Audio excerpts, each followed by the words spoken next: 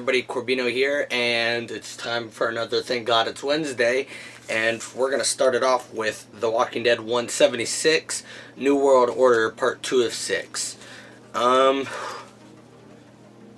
These issues, I mean, y'all heard me with the last issue.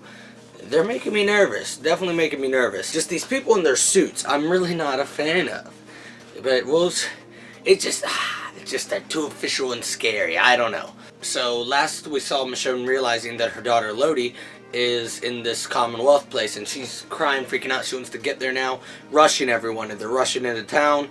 And while they're going through the town, trying to get to like their leader or whatever, Eugene's riding by, and Stephanie, the girl that he's been talking to, sees a new crowd of people, so she thinks this got to be Eugene. She's like, Eugene, looking to see which one of these people it is, and he goes, Stephanie, and then that guy, Lance, whatever, was like, hey, no, you don't get to talk to her, get back on your horse. And it was like, oh, damn it, we'll figure this out later. And he's like, Stephanie, you're stepped out of line, and I'm like, oh, dude, I want to know what Stephanie knows. And then they meet some bald guy. Well, he's got like a little bit of hair on the back, but he's an older guy in a suit named Maxwell Hawkins or something. And again, I'm not trusting a lot of these people. And he interviews the people, and he's like, what was your job? What was your job? What was your job? And he's like, all right, thanks, da-da-da. He's like, Michonne, you'll come with me because you used to be a public defender, and you'll talk to her higher up. And she goes with him. And so he brings Michonne to their governor, which Michonne definitely has not had good experience with governors, as we all know. And her name is Pamela Milton. And she's like, sit down, let's talk. And they're talking. She's asking all these questions. And she seems to like Michonne. I'm not sure what I'm getting on, like, the type of read I'm getting on Pamela, but we'll see. And Michonne's finally like, okay, listen. I've sat here long enough. I've tried to play y'all's games. But my daughter's here. Where the fuck is this bakery? And she's like, whoa, your daughter's here? She's like, you know what? I mean, you've stayed calm enough. That shows that you were a great person. You know, they keep saying, it shows. Shut up. Anyways, they're like, it shows that you're a good person, that you know that you have stayed calm for this long. She goes, but if my kid was here like that, then I would have been going crazy. So let's go find your daughter. The governor, Pamela, takes Michonne to the bakery, and she goes in, and they're talking to like the main guy of the bakery, like the owner or whatever. And next thing you know, Lodi steps out and was like, hey, I'm gonna run this cake over to da-da-da, and then sees Michonne, and Michonne's like, honey, it's mama, and she drops the cake, runs over, and they're hugging, the cake's dropped on the ground, and that's that. So that's awesome that Michonne does get to reunite with her daughter, Lodi. But what about Colette, something like that, her other daughter, and the father of the daughters? What happened to them? I'm assuming they're dead, since, I don't know, since only Lodi wrote on it, but I don't know, we'll see. Since Elodie's here, I want to think that the Commonwealth is a good place. And same because of Stephanie. I've grown to trust her even though we don't really know her that well. But we've been talking to her ever since the All Out War ended, basically. I'm pretty sure that Eugene's been talking to her on the radio since right after the All Out War in the 2-year jump. But I don't know. I just hope everything goes well. Next comic we're going to talk about is Runaways number 6. Where we last left off, Chase, and Vic, and the girls are all back together, and they're about to rescue Molly and Gert. And then the grandma comes in with her weird glowing eye cats, and they all start fighting, and Molly's yelling at them, just like with her parents. She's like, don't hurt her. And I'm like, Molly, but sometimes you got to because they're evil. And she starts doing some weird, like, hiss, and all the cats, like, it's a noise that's, like, murdering all of the rest of the Runaways' ears except for Molly, and I'm like, oh my god. They keep fighting, she's like, stop hurting, and they're just fighting the cats and the grandma, and finally things start calming down, and they're like, alright, we gotta get out of here. Oh, Nico uses a spell to get rid of to make the cats run away or something, and then next thing you know, a voice is like, Molly, are you Molly? And everyone looks shocked, and it's Molly's mom. She is back somehow, even though, you know, she died with the rest of the Pride. They're like, Molly, your parents are dead, this is not your mom. And the grandma's like, no. The grandma's like, death is irrelevant to genetics or something like that. Alice is alive in her DNA, so she brought her back somehow or whatever. I don't really know. And Molly seems a little bit like, whoa, holy crap, that's weird. But she still leaves. All of the kids leave, It's her mom is now there, or a new version of her mom is now there with the grandma and these crazy cats. And the kids all leave out the window. And so all the kids are hanging out, just sitting by themselves as the sun's coming up. And they're talking about what they should do about the mom and grandma. And she's like, you can't turn her in to the Avengers. Maybe this is a better version of my mom. Like, we really doubt it. And then some cat runs up and she's like, Rufus. And I guess she says it's a good cat. So they're like, okay, fine, we can keep her, I guess. And I'm not really sure how I feel about it, but we'll see. And the issue ends with all of them looking to the sunset, or the sunrise, and saying, can we go home now? And they're all like, yeah. And I'm rereading the Runaway comics as of right now. I've read through volumes 1 through 5 right now.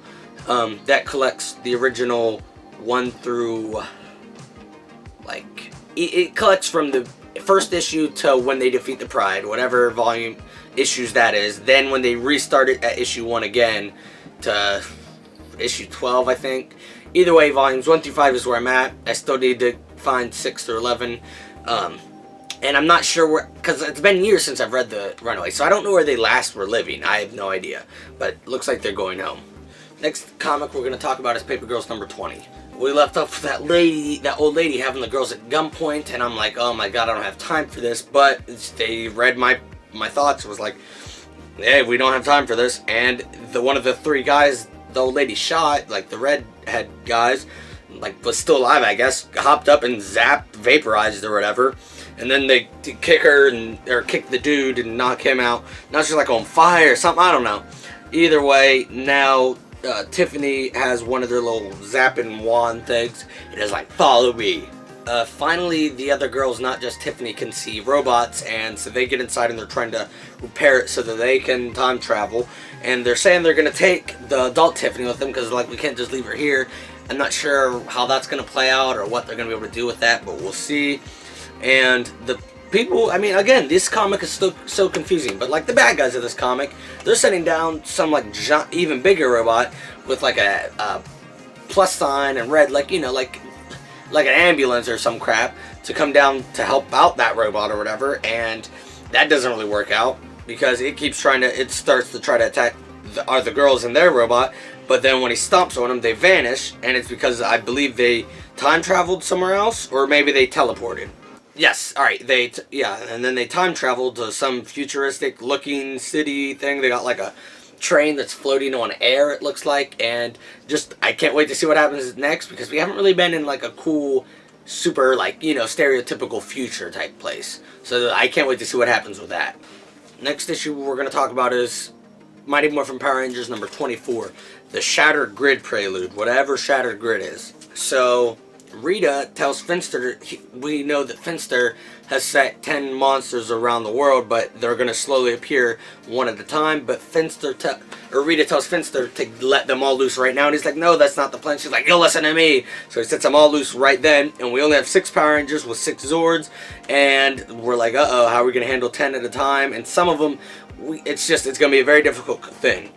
And Billy even talks to Draken for a while before he gets caught away, talking about, I'm not afraid of you, and Draken's trying to, you know, trip him up and whatnot. And then Grace, the original Red Ranger in charge of that facility place, she comes in and helps. So now they got 7 Zords, and then they create Megazord, and they take out all the monsters. So all is well, but Billy tells them, hey, yo, guys, there's something we need to take care of. And it shows them all talking to Draken. And Grace is like, I was going to tell you. And they're like, yeah, well, why didn't you? And she's like, because I had plans and but no, you need to not hold them there. Jason and Grace just talk by themselves, and they're yelling at each other, and then the team's like, hey, Jason, let's talk about this as a team. Don't be like her, don't decide this without us. Let's talk like a team. And Jason is like, you're right, and they all teleport back to the command center so that they can talk about what to do about Draken and Grace. They're all talking with Zordon, Alpha, and Saba, talking over their options and whatnot.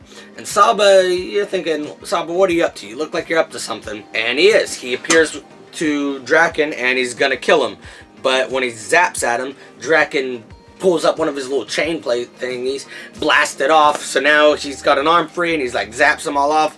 And he gets to Saba, and then he snaps his head off, drops it on the ground, so I assume Saba is dead. He's holding Saba's head in his hand and has the rest of the saber in the other hand, and then he like zaps a hole or dimension or something, and it's to be continued. So Draken, he's up to no good, and I don't trust it. Next we're going to talk about is Spider-Man number 237, part of the Sinister Six Reborn story arc. Miles and his Uncle Aaron are talking at his place, and they're not seeing eye to eye. Miles sneaks off while Aaron's not looking. He's like, damn, I gotta get this kid. And he runs home, gets his parents to get out of town quick. They leave to head out of town, and right as he's getting ready to leave too, Aaron appears in his Iron Spider suit, and he's like, dude, I just wanted to have a sit down and talk to you, but you're making this real difficult. And Lana and her mom are getting in a fight, and Lana's mom's getting real drunk and like attacking her and whatnot.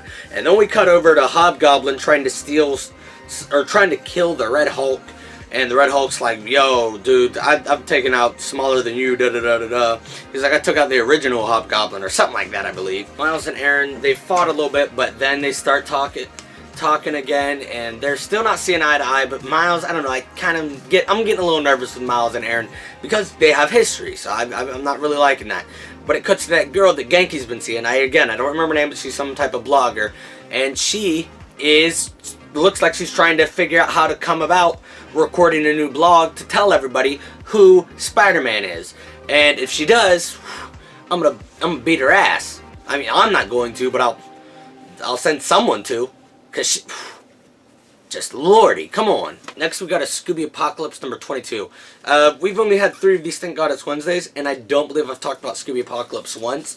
Cause the issues are good, but there's never anything I feel like we should talk about in them. But this one is really different. They've been talking about going to the Henry Hudson Mall and making that their new home. And so Daphne and Fred go ahead and they're gonna check out the place.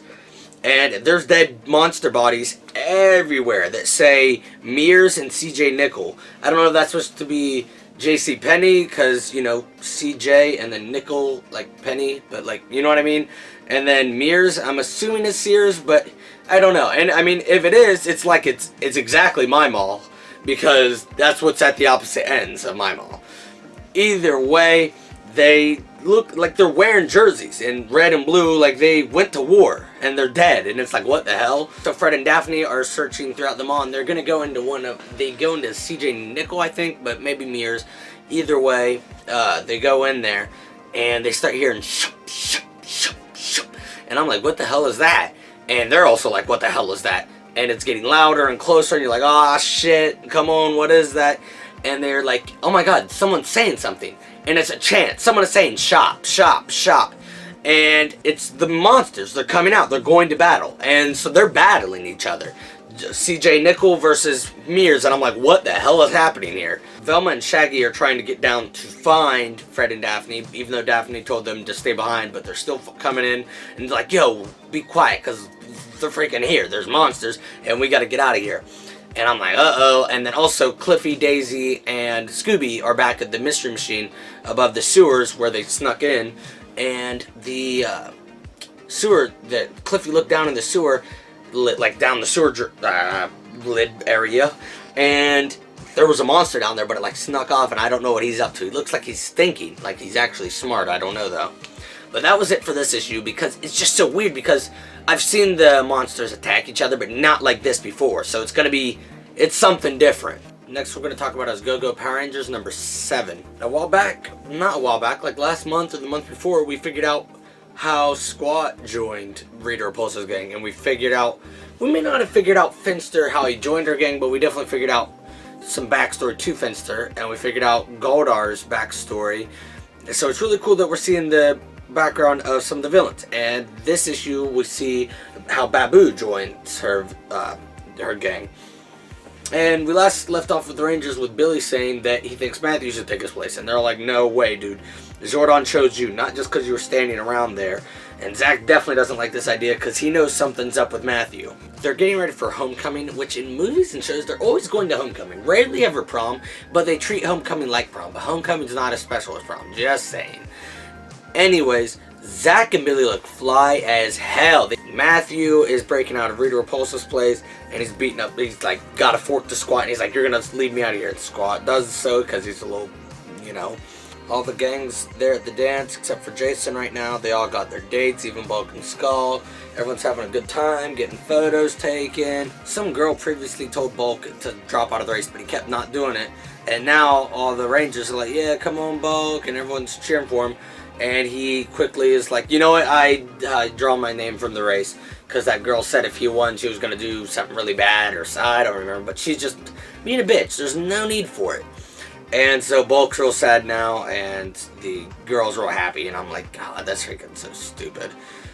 But anyways, God, I hope she gets hers sometime soon.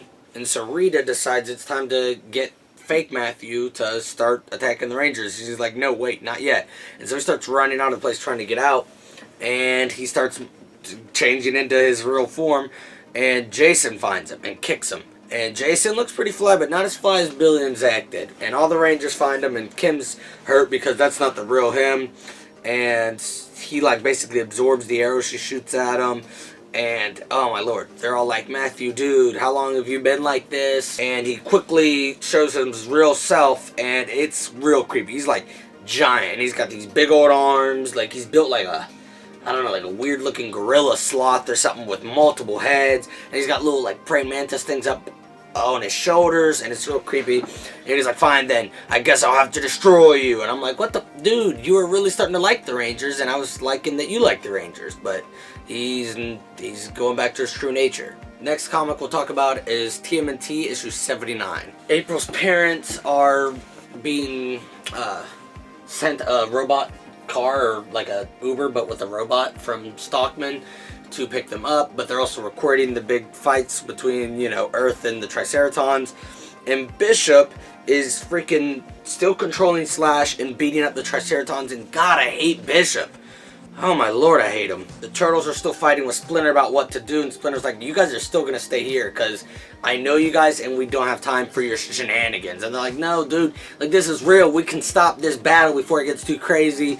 Splinter's not hearing it, and he's like, Janeka, stay here with and guard them along with these other 2 foot soldiers. And they tell her, you know, you're not being a good Chunin if you don't speak your mind. If you just blindly follow Master, then you're not being a truly good follower.